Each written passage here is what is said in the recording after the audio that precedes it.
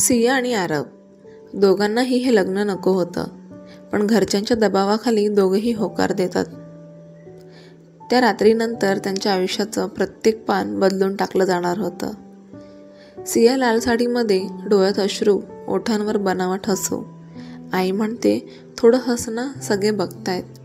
आरव काळ्या शेरवानीमध्ये उभा, चेहरा शांत पण डोळ्यात वेदना. फेऱ्या सुरू होतात. मंगळसूत्र तिच्या गळ्यात जातं. ती थरथरते. त्यांच्या मनात फक्त एकच विचार, हे खरं लग्न आहे की शिक्षा? सगळे आनंदात, पण दोघांसाठी हे फक्त एक कैद आहे. सिया मनात म्हणते, देवा, मी पाप केलं का, जो तू माझं आयुष्य असं ठरवलंयस? सिया आपल्या सासरी जाते. खोलीत शांतता. सिया कोपऱ्यात बसलेली, डोळ्यात अश्रू, हातात पांघरुण. आरव खिडकीतून बाहेर पाहतो. हळूच पांघरुण तिच्या जवळ ठेवतो. तुला घाबरायचं कारण नाही.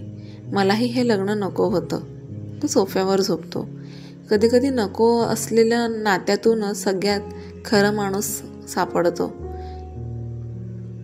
दुसऱ्या दिवशी घरात कामकाज सुरू. सिया स्वयंपाकघरात काम करते. आरव हलका हसतो, चहा आणतो. त्याच्या हाताला हलका स्पर्श होतो. कधी कधी नको असलेल्या नात्यातून पहिला विश्वास जन्मतो. रात्री आरवचा फोन वाजतो. आवाज गंभीर.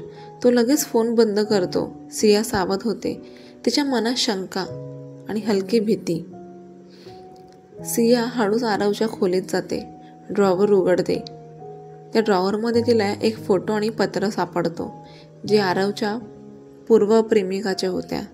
त्यात लिहिलेलं, मी अजूनही तुला आठवतो, पण माझं लग्न ठरलंय. त्या क्षणी तिला समजलं, आरवच्या आयुष्यात एक व्यक्ती आहे जी आजही त्याला पकडलेली आहे. सिया धक्का खाऊन रडते. तिचे हात थरथरतात. त्या रात्री सिया आरवकडे जाते. तू मला फसवलंस का?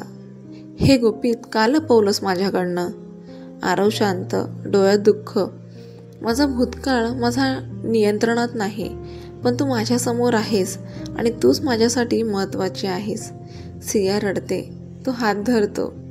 कधी कधी सत्य उशिरा समोर येतं, पण तेच नातं मजबूत करतं. पुढच्या काही दिवसात सिया आणि आरव हळूहळू जवळ येतात. सकाळी हलकं हसणं, प्लेफुल आर्ग्युमेंट्स, हातांचा हलका स्पर्श होणं. संध्याकाळी आरव सियासाठी चहा आणतो. सिया हसते आणि त्याला म्हणते, आज तुझ्या हास्याने माझा दिवस उजळला. आरव हसतो आणि म्हणतो, माझा दिवस फक्त तुझ्यासाठी उजळतो. संध्याकाळी दोघं बाहेर चालायला जातात. हलकं रोमॅन्टिक ॲटमॉस्फिअर, पावसाची हलकी झाक. दोघे हसत खेळत चालतात.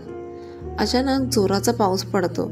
सिया अचानक घसरते, संतुलन हरवतं आणि रस्त्यावर पडते. आरव तातडीनं धावतो आणि तिला उचलतो. हातात सुरक्षितपणे धरतो.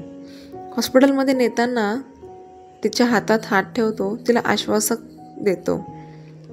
त्या क्षणी त्याला समजतं, ती फक्त त्याच्यासाठी आहे. जेव्हा आपले जीवन धोक्यात येतं, तेव्हा खरी काळजी आणि प्रेम समोर येतं. काही महिन्यानंतर सिया आणि आरव पूर्णपणे एकमेकांच्या आयुष्यात सामील झाले आहेत. छोटं घर, पण प्रेम आणि आनंदाने भरलेलं. सकाळी सिया स्वयंपाकघरात काम करते. आरव तिच्या जवळ येतो चहा घेऊन. त्यांची हलकी रोमॅन्टिक मोमेंट्स होत असतात. आरव म्हणतो, तुझं हसू पाहून माझा दिवस चमकतो.